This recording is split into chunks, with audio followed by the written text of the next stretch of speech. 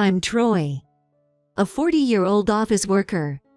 I may seem like your average officer worker with a wife and kids, but the truth is, I only graduated middle school. My relationship with my parents was strained.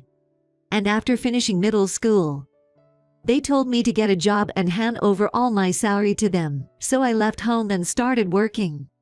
I haven't been in touch with my parents since then, cutting off all ties completely. Despite such circumstances, I've been fortunate with the people around me. At my first job, there were many kind souls who treated me very well. My current company may be small, but it has a family-like atmosphere, with friendly colleagues. We often go out for drinks in our private time. However, a few years ago, a woman named Smith joined the company, and everything changed. Smith was a graduate of a prestigious university, making her the center of attention in the workplace from the get-go. Without a doubt, she was the most highly educated person in our office. Smith quickly climbed the ranks and is now a department head.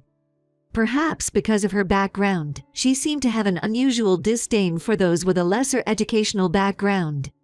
My colleague and I, both of us dropouts, were particularly disliked by her. She would say things like, "Hey, one of you dropouts, come take over this, right now. Come on, move quickly since you're incompetent. When I give an order, follow it promptly." Even when we were busy with priority tasks, she'd demand, "Finish that in under a minute, or start on my tasks first. And don't you leave until you've cleared that pile of paperwork. You're not contributing anything to the company, so unless you handle a bunch of menial tasks, you're just a freeloader." And so, I was always forced to help with Smith's work. Of course, we had our own tasks. But Smith wouldn't listen, and dumped her work and errands on us, making my colleague and I end up handling 2 to 3 times the workload of others. Unable to bear it, my colleague was driven to resign, leaving me alone to endure such slave-like treatment. But I'm not one to just silently put up with things. I tried to report Smith's behavior to the CEO several times, saying, "Sir, may I have a moment? It's about our department head's attitude." However, the CEO highly valued her because of her prestigious education. And whenever I tried to speak up, he would say, "She's highly educated and very capable, having become a department head unusually quickly. There's a lot you could learn from her. I expect you to do your best led by her, Troy." Knowing she was favored by the CEO, Smith became even more aggressive towards me. After witnessing these exchanges multiple times, she continued to dump her work on me, even throwing documents and supplies at me. "What can a dropout possibly do? You're so useless, you might as well get fired, lol. Just quit already, lol." Smith said this, laughing as she threw papers at me. I couldn't see what was so funny about tormenting me. But for the sake of my family and the company, I couldn't just abandon my job. The truth is, I hold a patent for one of the company's products, and quitting would cause trouble for the CEO, so I endured this treatment. Yet, even knowing I held a patent, Smith's attitude didn't change. "You say you hold a patent, but isn't it just to RIP off? There's no way a dropout could develop a product. Oh, is it a patent for a product that's losing money? Dropouts really are a burden to the company." Her treatment of me only got worse as the days went by. I put up with it, but then Smith said something I could never forgive. That day, work was relatively calm, and Smith, having nothing better to do, nagged at me all day long. Probably because she ran out of things to mock me for. To think someone as incompetent as you even got married, and that incompetence is going to be passed down to your kids, how pitiful. Having a middle school grad for a father is so embarrassing, they won't be able to get a decent job.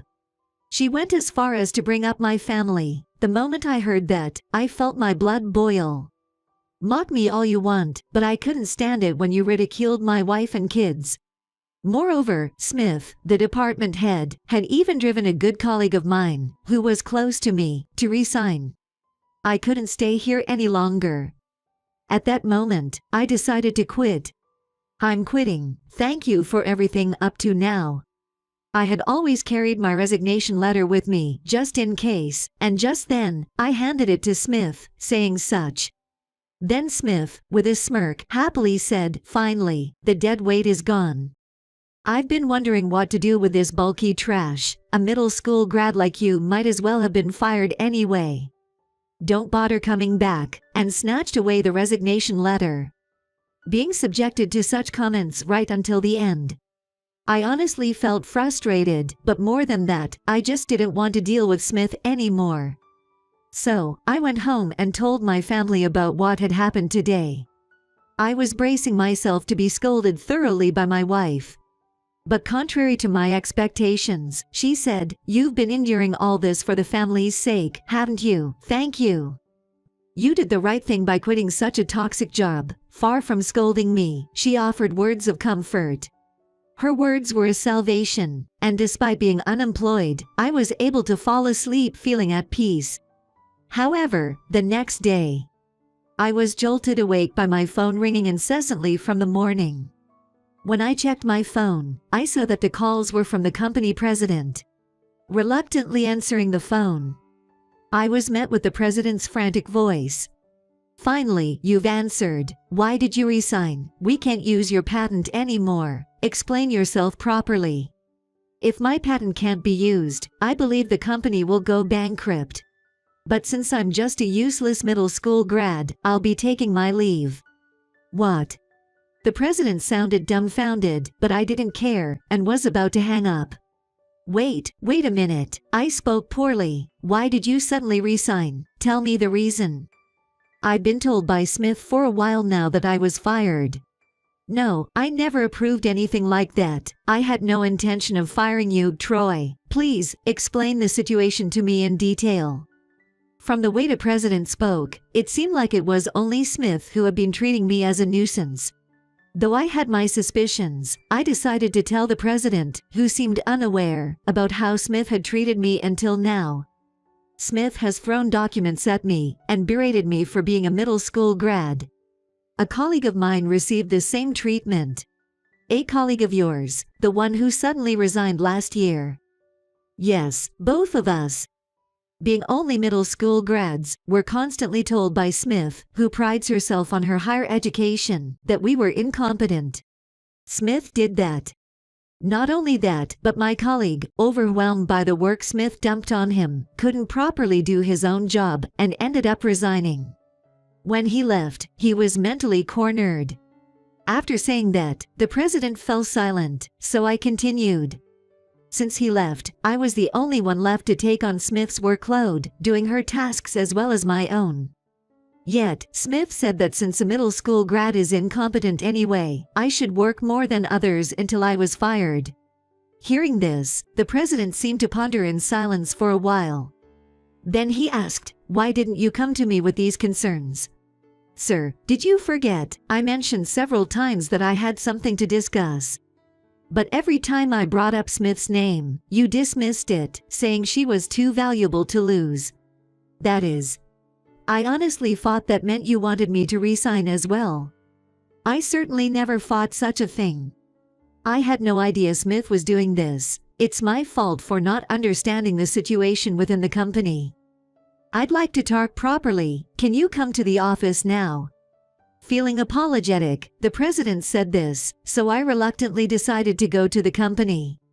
Told to come to the meeting room, I arrived at the company and opened the door to the meeting room. There, the president and Smith were waiting in silence. "Now that we're all here, let's talk. Smith, do you have anything to say?" As the president spoke, Smith said, "Me, I have nothing to say. Why am I even called here? Besides, Troy should have already resigned, right?" with a genuinely confused expression. "There's no way you don't know. Tell us from your own mouth what you have been doing to Troy and his former colleague." "No, I don't understand. I was just doing my job. And colleague, you mean the one who resigned last year? Why is his name coming up now?" "Stop playing dumb. I've heard nearly everything. It seems you treated them almost like slaves." The president raised his voice, clearly angry. However, Smith replied, slaves, I merely assigned them tasks I thought were suitable for them. Though it seems the tasks were a bit too challenging for one, and he couldn't keep up, leading to his resignation. What do you mean suitable tasks? You were just dumping your own work on them. And it sounds like you were hurling insults about them being incompetent middle school grads. President, with all due respect, I never used such language. The fact that they didn't go to high school, isn't that a reality? Not completing high school labels you as society's refuse. The president couldn't hide his shock at Smith's words. Ignoring the speechless president, she continued. Middle school grads are a burden to the company. In other words, they are incompetent. What's wrong with calling incompetence what it is? Are you serious, Smith? Do you really believe that? Yes. What good does a middle school grad do? Frankly, it's a waste of payroll. It would be far better to hire another person with higher education than employ someone like them. Listen, Smith. Maybe you, President, hired them out of pity for being middle school grads, but that's just charity. Running a business on charity won't work. Enough, Smith. He is not incompetent. He holds a patent, for heaven's sake.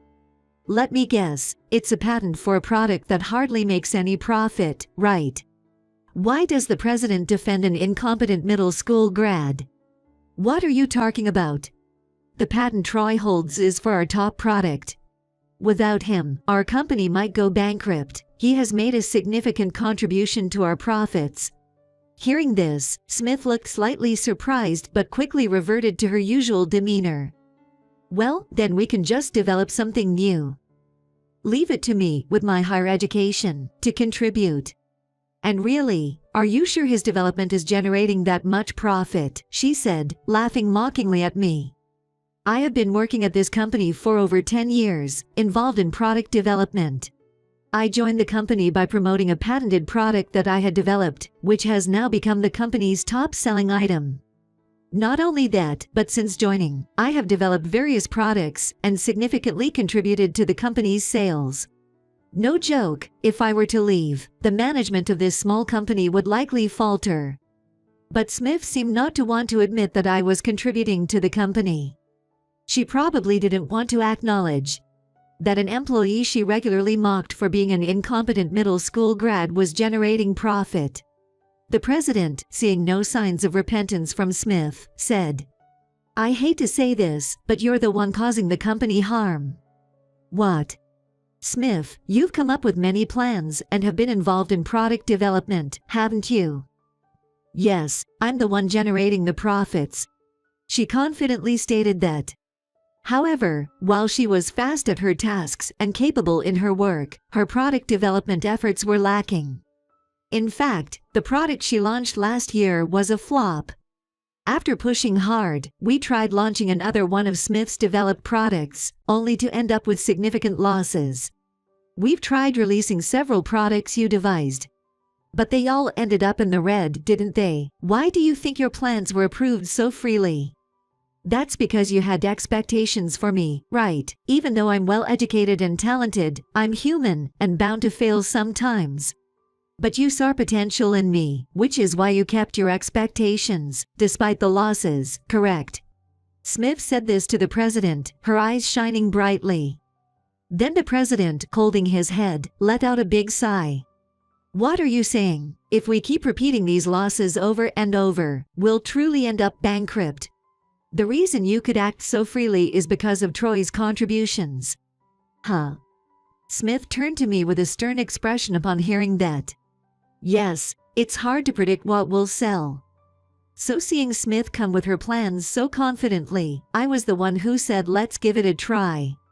Well, the president was strongly against it. What do you mean strongly against? Smith looked at the president in surprise, to which the president responded. Every product you thought of was subpar, and I was against them. But it was decided to sell them because Troy said to give you a chance. Moreover, Troy even said he would take responsibility if the product resulted in losses. Responsibility, how exactly?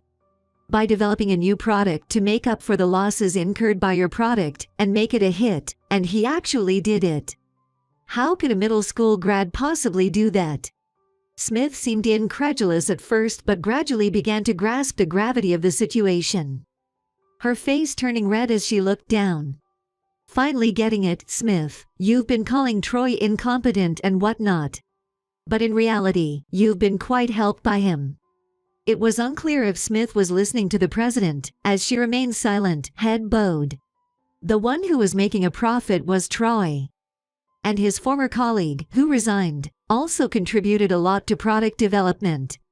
On the contrary, it was you who were creating the losses. Don't you have anything to say to Troy?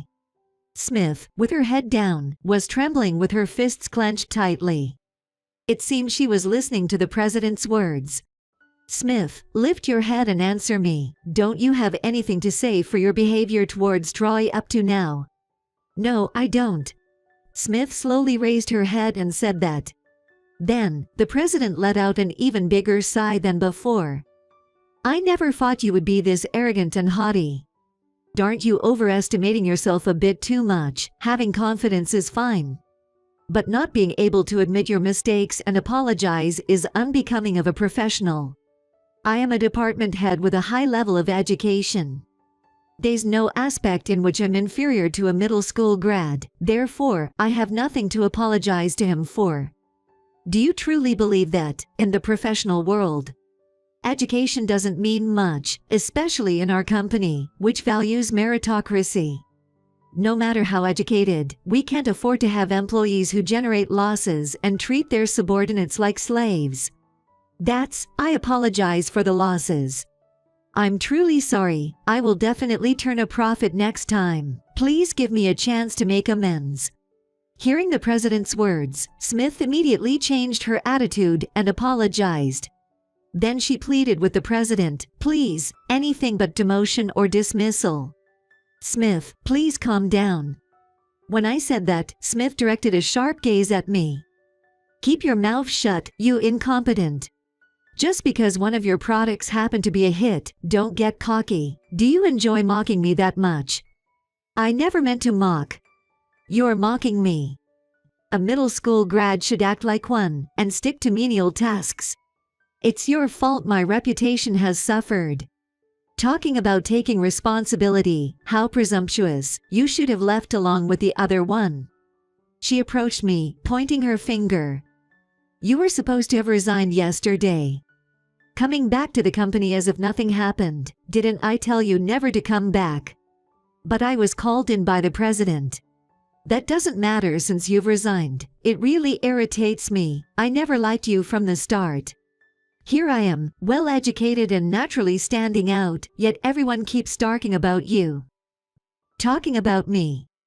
Yes, all the other employees keep saying how excellent you are. That's impossible for a middle school grad.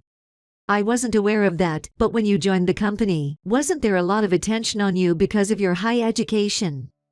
When Smith joined, that was all anyone talked about for a while. She was undoubtedly the most noticeable person in the company. That was only for a short while. It's unacceptable for a middle school grad like you to outshine someone as educated and capable as me. So this was why Smith had always disliked me. Probably she didn't like my former colleague either, as he was also a middle school grad who was recognized for product development. But our company is small and feels like a family. It wasn't about standing out or not, everyone probably just meant it as casual conversation. Maybe Smith, with her high pride, misconstrued it as being compared to herself. And above all, she wanted to be the one to stand out in the company. Treating a middle school grad like a slave is only natural. Social trash, not contributing any profit at all. You will never understand my feelings. Smith was getting more heated up and showed no signs of calming down. Then, the president, who had been silent until now, said in a loud voice, "Enough is enough. No matter how high your education is, you've caused losses, pushed valuable employees to resign, and brought nothing but disadvantages to the company. But what have you done for the company? Is driving important employees to resign your contribution? Is there anything else? It's disgraceful for someone your age to not even be able to apologize and to react with anger instead. After the president said that, Smith suddenly slammed the conference room table with a loud noise. "That's it, I quit this company. Let this company go bankrupt for all I care." Smith, the department head, said that and stormed out of the conference room. The president and I were dumbfounded for a moment, watching the direction in which Smith had stormed off. I doubt she will ever come back. Given her pride, even if she wanted to come back, she probably couldn't. "I'm sorry, Troy." As I continued to look in the direction where Smith had disappeared, the president suddenly bowed his head. "Mr. President, please stop. Raise your head." "No, I can't raise my head until I'm forgiven." "I failed to notice Smith's behavior, and I didn't even listen properly to your concerns. I'm truly sorry. Please, don't worry about it anymore." When I said that, the president looked up and said, "I really made you go through a tough time. It might sound presumptuous after all that has happened, but would you consider coming back to the company? I hold no grudges against you or the company. Now that Smith is gone, I don't have a reason to leave anymore, so I'd like to return." And so, I decided to return to the company. Moreover, saying it's just a token of my appreciation. The president also raised my salary to match my contributions as a way to apologize. As for Smith after that, she started job hunting but couldn't find re-employment due to her high pride, flaunting her advanced education, and also being of a higher age. She ended up connecting work through temp jobs but kept getting her contracts terminated because her pride got in the way. Whether she was idle from not working properly or held a grudge against me. Shockingly, she took to social media to expose my personal information and write abusive and threatening messages. Considering even my family's privacy could be compromised, I decided to hire a lawyer to file for disclosure. The content she posted was so severe that things moved quickly from disclosure to demanding compensation for emotional distress. Smith, apparently unemployed at the time, asked to lower the compensation amount, but given the nature of the content, I couldn't compromise. In the end, the compensation was paid at the initially suggested amount.